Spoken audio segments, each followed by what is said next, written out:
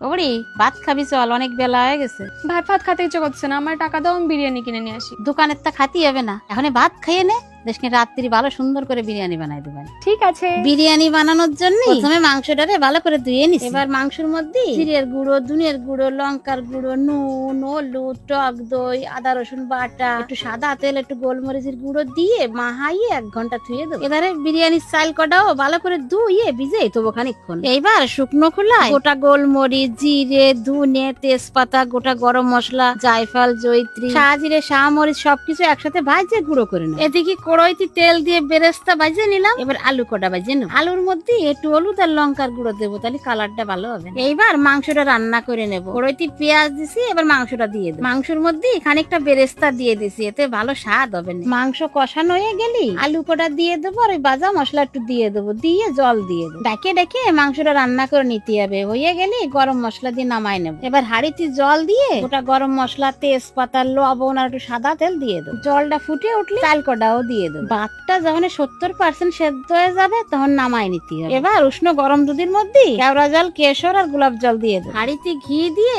প্রথমে মাংস, তারপরে ভাত, তারপরে আবার মাংস দিয়ে বেরেস্তা, বিরিয়ানি মশলা আর একটু ঘি ছড়াই দেবো। এবার ভাত সব দিয়ে হয়ে গেছে, উপর দিয়ে বেরেস্তা, বিরিয়ানি মশলা, ঘি আর ওই কেশর ভিজানো দুধটা দিয়ে দেবো। এই যে আমার সাজানো হয়ে গেছে। এবার একটু আটা মাখিয়ে নিছি, হাঁড়ির উপরে দিয়ে ঢাকনাটা দিয়ে ভালো করে আটকাই দিতে হবে। 20 মিনিট মতো দমে রাখিলাম। তারপরে এই যে ডালতেছি, দেখো কি সুন্দর হইছে। দোকানেতে কিনে খাওয়ার চাইতে বাড়ি এইভাবে বানায় খাওয়া অনেক ভালো।